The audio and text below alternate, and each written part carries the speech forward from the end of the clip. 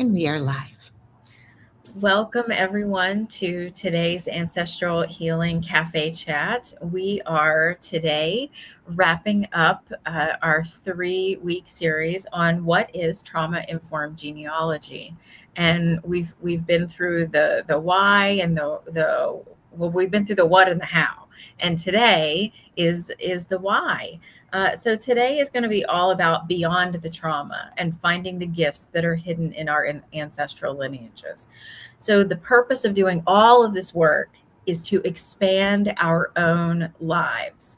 The purpose is not to be sitting in the past, to be dwelling in the past. And I know a lot of people have that impression of genealogy work and historical family work, but that is absolutely not the case. And we actually have some incredible updates that we're going to be sharing with you guys about a little snippet into our own lives, about the transformations that we've had and some of the transformations of our clients. So, of course, when we think about trauma-informed genealogy, we mostly focus on the trauma, what was lost and what was painful, what was tumultuous for our family. But if we think about our ancestors, I like to think that they didn't do all that work so that I could just live a life of suffering and turmoil, right? So hopefully we can build on the struggles and the disappointments of our ancestors, and also look to highlight their hopes and their dreams and the things that they loved. And we can live those more fully in our own lives. So that's what we're going to be diving into today. And Bernadette and Michael and I mean, that's how we came together, was through the transformation of doing this work. So I'll just start off with one benefit of doing this work is just having incredible relationships that you form through that. And actually, maybe that's what we'll kick it off with. Bernadette, you just wrote a Substack article about the intertwining of timelines and relationships. So why don't you tell us that story, and we'll get started there. The story of your client, the immigrant, Yeah. So I had a client, and we started working on her ancestry and her stories, and she had a lot of information. And we had this incredible story. She was talking about her grandfather. Her grandfather was an Italian immigrant. His immigrants were Italian. And his father had died, and his mother wasn't able to care for him. So she's telling me this story that he ended up in an orphanage, and we didn't know where it was. She knew that it was in the New York City area, but she didn't know exactly where it was. And I was able to look in the records show. They showed all of a sudden he came up as an inmate, which is a term that I didn't recognize at first, in a facility or in an institution, and the institution was an orphanage, and that's where he was. And so we're going on about this, having found him and seeing the years that he was there. And all of a sudden it dawned on me, we found it that we finally looked at it, and it was like this orphanage was on Staten Island. My grandmother and her sister were in an orphanage on Staten Island for over 12 years. They were there because the same reason, her father had died and her mother couldn't care for her. I started to research that it turns out that they were very close to the same age, within 2 years of each other. So we discovered that her grandfather and my grandmother and her sister were in the orphanage at the same time. So we had this amazing shared story of our ancestry, and she understood it because her grandfather had written about it. And I understood it also from just the amount of work that I had done. But we share this immigrant story. We share this story of the ancestors and how difficult it was for them. And yet both of us are living lives that are good, and that they were both able to pass down their resilience to us, to allow us to move on without focusing on that, what they had gone through, the trauma they had gone through. Michael, any comments about that coincidence? In this work, coincidences abound. It's funny, I do presentations to family history societies here in Britain, and some of the things in my presentations are coincidences, and I say, oh well, by coincidence, and you see all of the heads going like this, and on the Zoom meeting or in the room, and it's like anybody who does this work for any length of time, what you find. I say this is a truly outstanding one, and I can't say that I've had some, a little bit, further apart, but these coincidences do happen. Extraordinary connections happen. Information comes to light in extraordinary ways, and it happens frequently enough that you can rely on it. Yeah. It was amazing revelation for both of us when, we thought that there's a really good chance that they literally knew each other and maybe hung out as young adolescents, so it was very, it was very cool. Bernadette, what do you think that did for the client? What do you think that coincidence did for that client in her life today? It opened up the story more, because she was able, even just looking at the picture, there's a picture of the actual orphanage that is in the article that I wrote. Being able to see where they were was in itself just like, okay, this is where they were living. And actually there was a lot of land around there. There was some water in the front of it.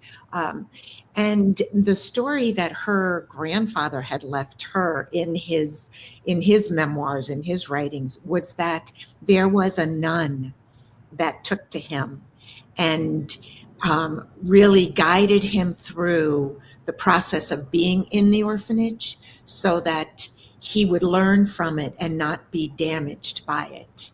And he gives credit to that connection and that relationship with this nun for how he was able to move on and become a successful man. So there's just so many parts of a story like that. Yeah, and it makes me want to go back even to his ancestors came from Italy, like, when we went back to see where they came from and how they came over. So it's all tied together, and it all shows in us in a way that is, we honor them. So Bernadette, it sounds like when you're interacting with a client, you're also really tapped into the resilience of the story and of the ancestors and helping to point that out for the client. I've been a therapist for a long time, and some people have been in therapy for a very long time. And this idea of being stuck in trauma is a very real experience. And I felt helpless at times with clients, feeling like, I don't know where to go from here. And I hate that they're in so much pain. And, we just see people struggle for a very long time. So, what would you say to someone that is stuck in a pattern right now? And I'll ask both of you to answer that. When there's trauma, I'll just finish it up with this story. When there is trauma in the life of your ancestor, grandparent, great-grandparents, we tend to focus on that. And, this is, oh, look what happened to them. Look what happened to them. But when we are able to really understand and move forward with the strength that they showed that they came through. It brings us to another place. We can begin to not look at our past as like, oh my gosh, look at what we came from. We look at our past as this pattern, as the almost like the steps we took to get where we are today. So that's where we often presented is how these were stepping stones, not just something to look back and just carry as a weight. Okay. Michael, thoughts about being stuck in trauma? There does seem to be a timeliness to trauma. What I'm noticing is that there, and I've noticed this with my clients, and I've noticed this very recently with myself, is that as much as I just want to get all of this stuff done, it doesn't seem to agree. You can't put it on a timeline. And so, for instance, I'm just at the moment been working through some things that have come to the surface relating to my great-grandfather, and I hadn't really looked at that level of my family before. It looked like all of the problems happened with my grandparents, and then about, I think, 5 years ago, I found out that my great-grandfather had been on trial for tax fraud, and there was a financial trauma that had come off that, and it took me a couple of years to work through that. And I thought that I was done. And yet there was another layer, a much deeper layer beneath that. And that literally surfaced about 10 days ago. I just started being more aware of my great-grandfather, and I came to see that there was a lot of shame around that situation that I was still carrying. And I say this, so there was a big span there. So I think the thing with being stuck is to recognize that is the timeliness aspect of trauma, but also, as Bernadette states, as when we go into these traumas, we can find, first of all, they're all survival stories. There's the strength of survival, and then there are the qualities of resilience. There may be coping mechanisms that were developed. Somebody opened a restaurant. Somebody who was an immigrant, and they opened a restaurant because they did something different. And then suddenly the restaurant becomes the thing that holds the family together. So it's a much broader story than just, there's this trauma. And so the reason we go back is not so we can live there, but so we can let go of there. Because these traumas are like anchors holding us back. You're reminding me, Michael, of when I was in my 20s and had no idea that I was carrying so much inherited trauma. And I was in therapy school, and I was also doing a lot of therapy. And I think I had cried for maybe 2 years. And I finally asked my therapist, I said, when am I going to stop crying? And she just looked at me very matter of fact and made me very angry, because she said, you'll finish crying when it's time to stop. And I was like, what kind of an answer is that? But yeah, I think you're right. And there is a difference between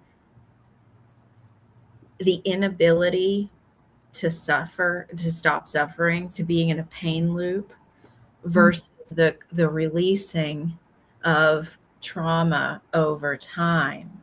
So I see both of you nodding your head. Can you maybe any descriptions or any thoughts about the difference between I am like bound to this versus it's unraveling and this is uncomfortable? I would identify that as what I think of as being in a victim mentality. And the analogy I use with my clients is like, in the car, if you imagine your life as a car, who's in the driving seat? And when you're a victim, this was done to me, or this was what my family did, and it's been dumped on me, you're in the passenger seat. And the trauma is the one driving. And as long as you're clinging to this was done to me, and you're looking for a magic wand solution, you're looking for some kind of restitution that's not possible, you're stuck in the passenger seat, and what you have to do is actually do that difficult thing of clambering over the gear lever, because this is a this is a manual car we're talking about here, and you have to choose to get into the car and saying, I'm driving out of this. So there's a responsibility shift here. There's a shift from this happened to me and I wasn't responsible to this is in me and I'm going to be responsible for clearing it up. And I'm going to drop a U-turn in this car and I'm going to go tearing back to where this came from. And I'm going to figure out where this anchor is hooked up and drop it out. I love that, Michael. Mm-hmm. I love that because what came up for me is sitting in the passenger seat, and the story, I'm going to relate it to me, the story of scarcity in my family, because of my Irish immigrants. And I've told the story that my great grandfather, his job was a night soiler. He was in charge of clearing the streets of all of the excrements that were poured out the windows, and that was so that the lowest of lowest jobs, and scarcity. And my ancestors came here, and my dad worked for Pan Am and became the director of pensions and benefits. So you see that big jump, but the scarcity still stayed there. And to be honest, and this goes to what you say, sometimes you have to keep going back and to see what's still there so you can, but what changed for me has been the dramatic, challenge when my husband passed away. And it was the first time in my life, because the ancestral stories came up at that time. I was going in deep. But what was coming out of those ancestral stories was resilience and not the scarcity. It was, they made it through. They made it through so much they didn't even tell us what happened, and give it. So I didn't even know. And I don't know if I think I've climbed over. I think I'm in the driver's seat now. But literally, is such a great analogy, because we don't realize that we're sitting there and letting the story move us forward instead of saying this is just a piece of it. And so I'm letting that go. So I think one question that people might have is, how do we create a family culture today where we acknowledge hardship but don't let it define our families? So what should we be doing as families today in order to do that? The thing that's coming up for me is something we spoke of, I think maybe three or 4 weeks ago, which is the black sheep path. And that's what pops into my head, which is, and for me, very often the person who's feeling the trauma most is the person who's on the outside of the family. Mm-hmm. And actually they are the one who go back and figure out what the real story was. And then they come in and they're creating a new center in the family where the truth is acknowledged. And as well as the truth, there's an acknowledgement of the strengths and the qualities that have come down, as well as letting go of the trauma. So for instance, when I was growing up, none of my grandparents or parents' stories were talked about. They just weren't. It was almost like they appeared out of nowhere. And yet when I go in and put all the pieces together from the scraps of information and the buried photographs, and what I find is, my grandfather was a pilot through World War I. There was a time when the average life expectancy of new pilots was 3 weeks. And he lived through that. And in World War II, my father was testing new combat aircraft. And the way they tested them was you flew them till you broke them. And that was how you figured out what you could do with them. And there was 25% killed right. It was almost as dangerous as pretty much anything you could do in the front lines. So mathematically, the chances of me actually being alive are quite slim. And yet they went through that and they didn't speak a word about it. And yet you can bring these qualities into the story, into the center. It's not saying, okay, yeah, all of this bad stuff happened. You can say, look at this. Yeah, Michael, it's just so much great thoughts, and it's like they come up. So now my thoughts are coming up, and what comes up for me is like when we think about Ancestry.com or any of the big, the focus is to tell the story and make it to the kings and queens, or we're related to this, or we're related, so bringing, like, you think of a success of that type of ancestral story as that's the goal. That's the gold standard, is to find this connection to something in some great person or some great event in the world. And when that happens, you feel that, okay, this is my ancestry. But the truth is, it is the stories, it is the resilience, it is understanding what they actually went through. That is, the storytelling part of it is so much more important as you build it. I mean, it's not to say that those, there are a lot of people that are related to the kings and queens, but how they got there, what that story was between that and them now is often, there's a lot of trauma and resilience that was connected with that. So I think it's really timely, Bernadette, that you say that, considering we've now been introduced to the world's first trillionaire.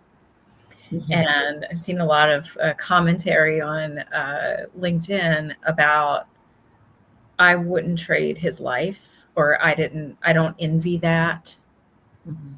And it really had me thinking a lot this week about the lives of just like ordinary people and how cool those lives are, and like how many varieties of amazing stories there are. And yes, this is one person who's highlighted in the world. Is he happier than me? Probably not.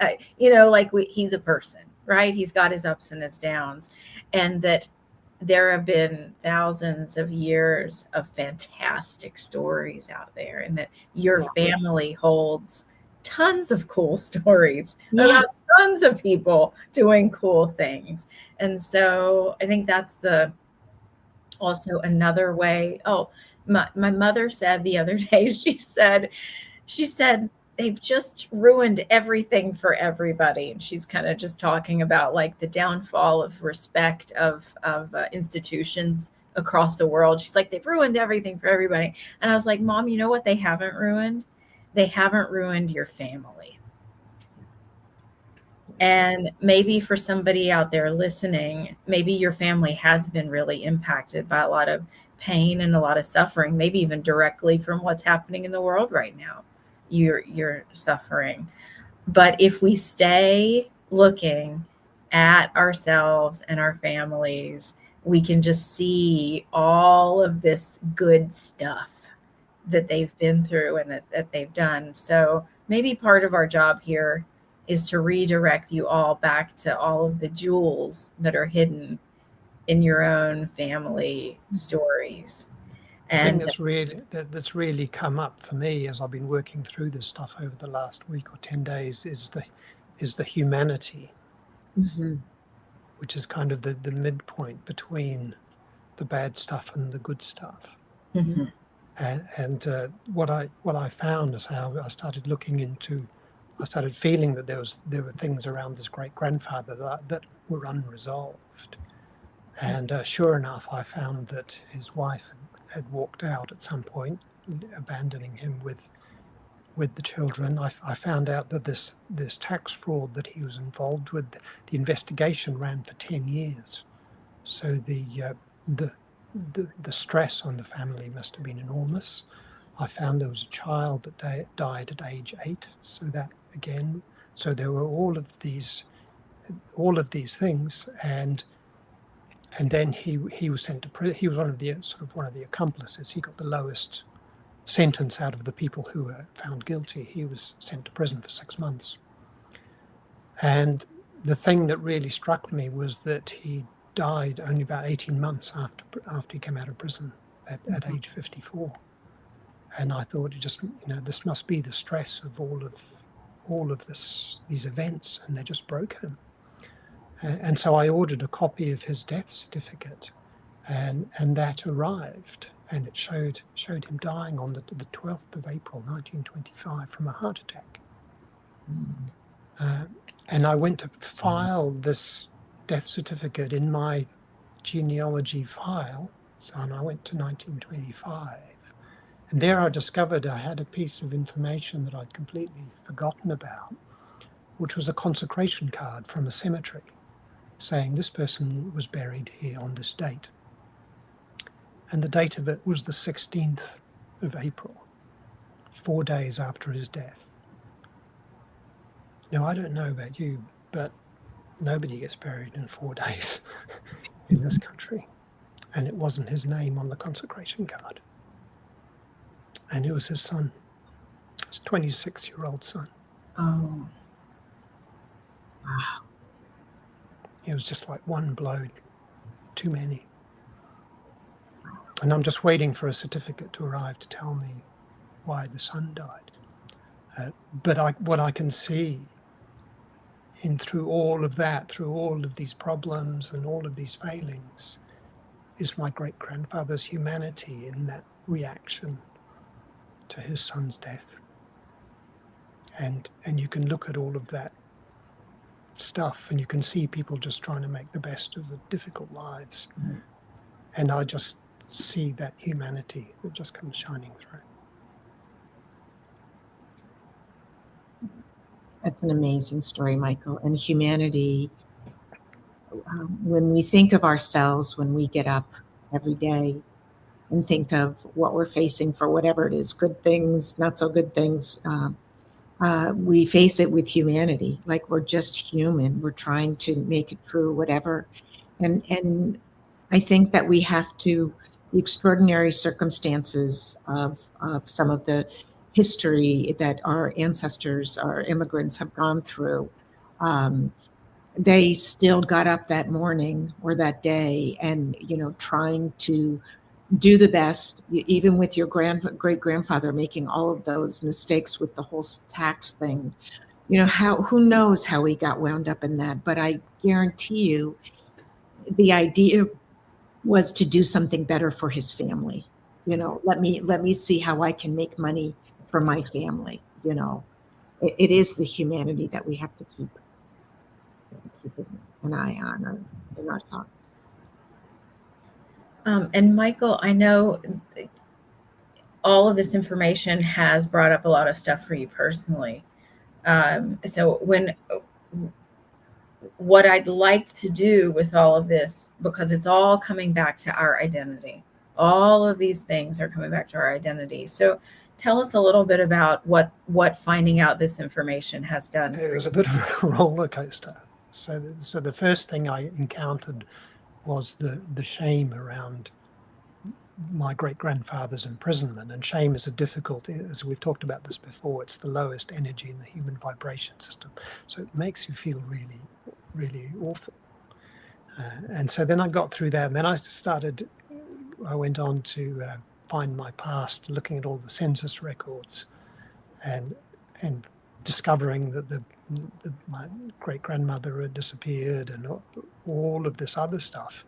And I was just really, really angry that none of this had been communicated. And it's very interesting because my mother had actually drawn up a family tree later in life, and she had a name for her grandfather, which was actually the man who died, the brother who died. It was actually her great uncle. She had him down as being her grandfather. And there was no grandmother. So I'm sure that my mother did not know any of this. And I think my anger was actually on behalf, and I'm thinking just this as I'm saying this, I think this was my mother's anger, that she wasn't given the truth. And I was on like this site, on an English site, and I had done a DNA test, and they were offering DNA tests on special, Father's Day special, bit of a risky one if you ask me, but they were offering them. And I was so angry, I went and I ordered a DNA test kit, and it was almost, I want this to show me that I'm not part of this family. So this is a new approach on the DNA testing thing. So that's in the wings, that's happening. And then what happened, and especially after I discovered the death of my great-grandfather's son, my great-uncle, was the sense of just not knowing anything. And again, ordering the DNA kit was a part of it. It's like, I don't know what's real here. And there was this very definite sense of identity loss. And identity loss is very disorienting, very disorientating, because you end up thinking you don't know who you are, you don't know, why am I here? Why am I in this house? Why am I doing this stuff? Who's that person who's on the other side of the bed? It is quite, it is quite a weird experience, and then you start to feel the rewrite coming in on the back of it, and that's kind of where I am this afternoon, is just starting to feel that rewrite, and suddenly there's a strength in there, there's a core, there's like a skeleton or a trunk of a tree that's stronger than it was before. Mm-hmm. Because there's more truth and less lies.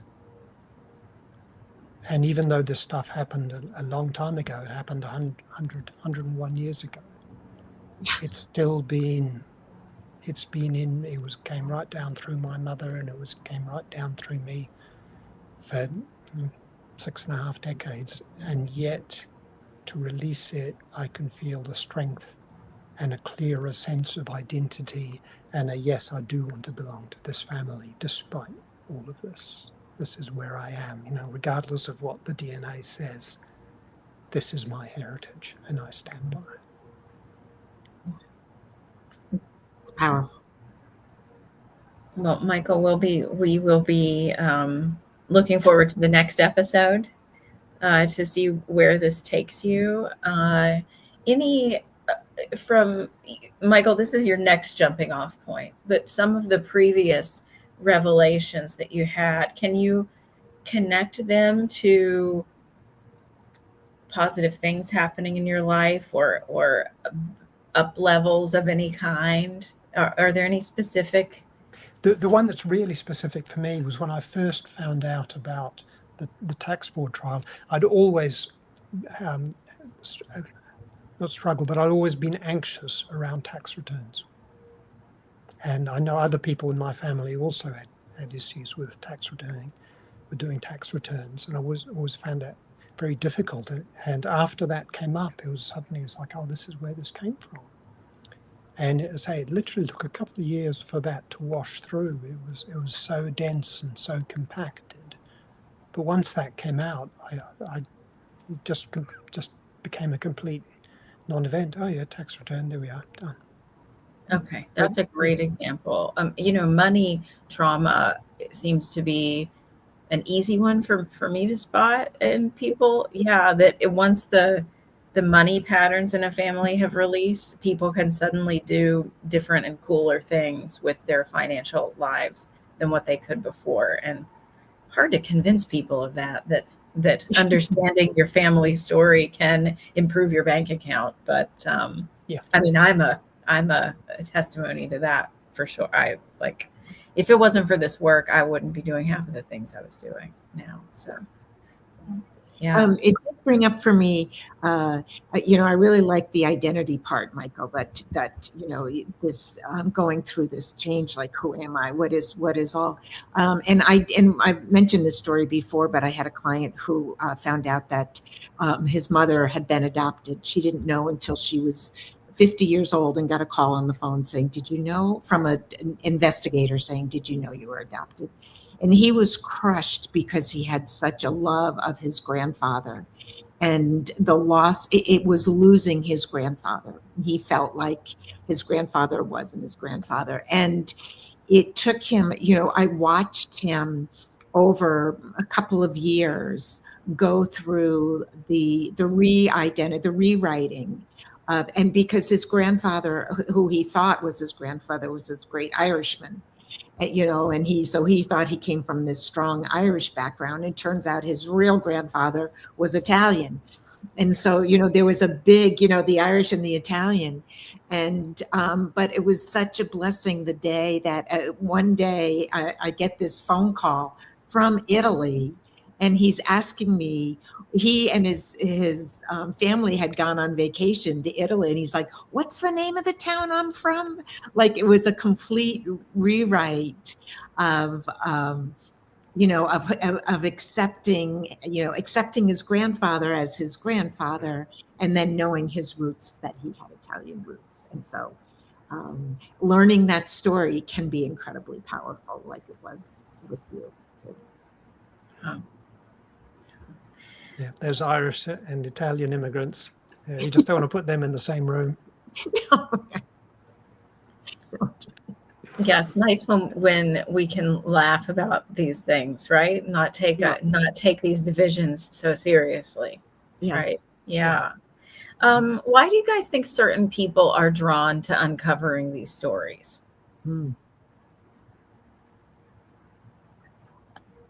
Me, I believe there's a spiritual connection, and that this is the energy of our ancestors stays with us. And whether you believe there's a real connection or just, there is an energy to their story. And not everybody is willing to go there. But I think those of us who do end up wanting to do this research, it is because we feel that energy, and we know it's almost like the itch you can't scratch. You have to keep, there's something about it that you can't let it go until you go in a little deeper. Yeah, so my family emigrated to New Zealand in the 1970s, which with hindsight looks like a running away pattern to me. And I ended up moving back to Britain in 2006. And a few years later, I ended up discovering the house where my grandmother, who'd been kicked out of the family, had spent her later years.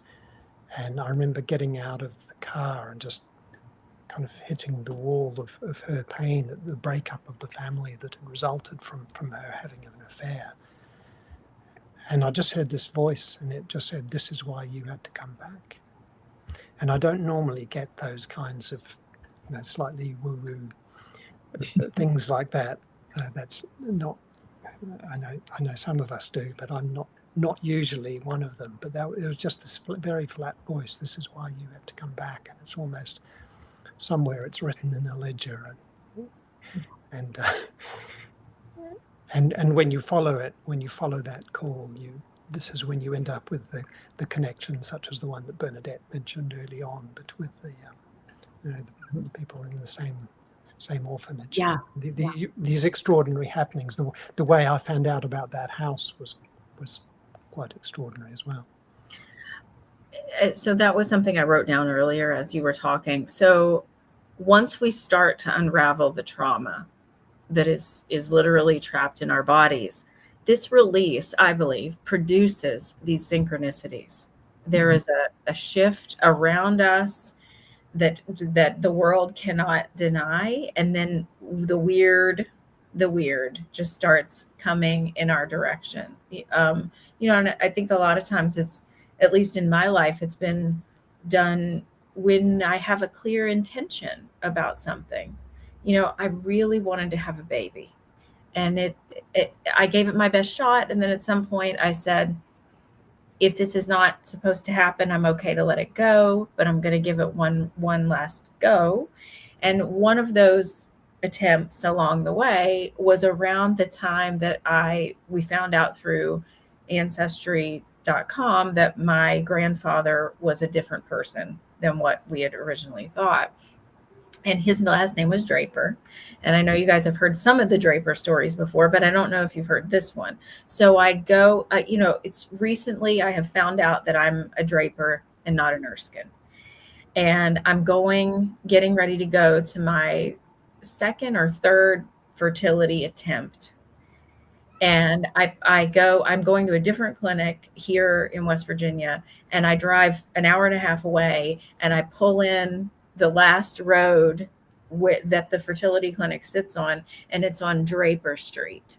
And I'm just like, are you kidding me? So, it's like almost like, what was it in Alice in Wonderland? At one point, did she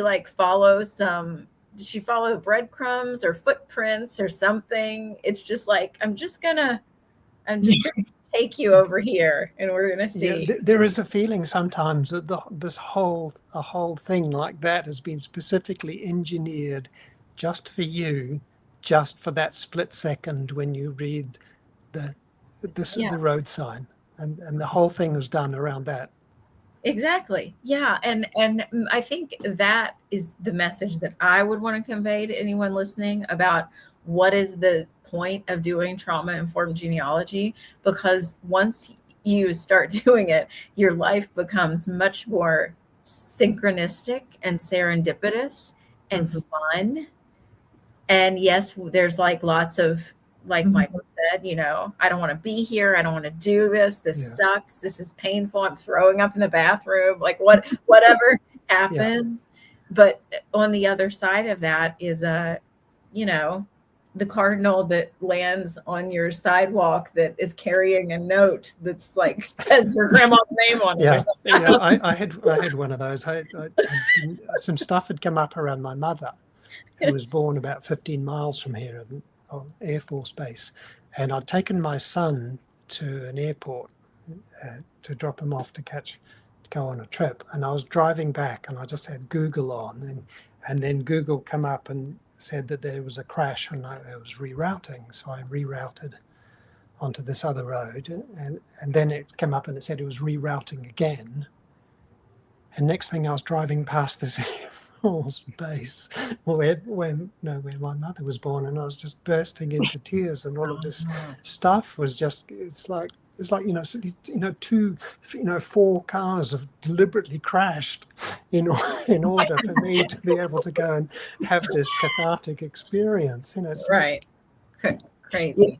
We should do that's what we should do. We should do a Tuesday all about synchronicities, because I think when we allow some of the fun, some of the release that happens when we do the hard work, that it brings a lot of joy. And a lot of people out there are, listening, and they're wanting to confirm that their synchronicity is real.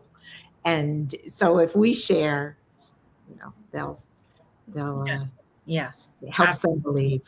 Yeah, it's hard to believe until you actually talk to somebody else who's doing similar work, and they go, "Oh yeah, I had these things." Yep. Okay. Yeah, and really, I think it takes a moment of warming up to your clients, or your clients warming up to you, to see, hey, is this person even interested in this? A lot of people are not interested in this, and this is not their thing. But if you are out there and you are looking for a partner along your path to healing your family story and up-leveling your life, Bernadette and Michael are the partners for you. Before we pop off of here, I have a couple of announcements. One is we finally have our Ancestral Healing for Shame self-paced course up for purchase. That is on our website. So you can go to our website and find that there. If you would like for Michael and Bernadette to join you in doing that course and be your guides, please reach out to us and we will tailor that for you as well. So yeah, if you're interested in having a lot of fun and digging through some old stuff like a flea market, on a Sunday morning, please reach out to us. We would love to connect with you. We'd love to hear your story. If you'd like to be on the show, please join us. We're looking for guests, and we're always looking for interesting and funny things to connect over. Also, we are killing it over on Substack. So join all of us on Substack, where we're actually writing real content that is the depth of us, and you can join us there as well, or let us know your Substack. We'd love to follow you too. So until next time, everyone, have a wonderful week, and we will see you next Tuesday.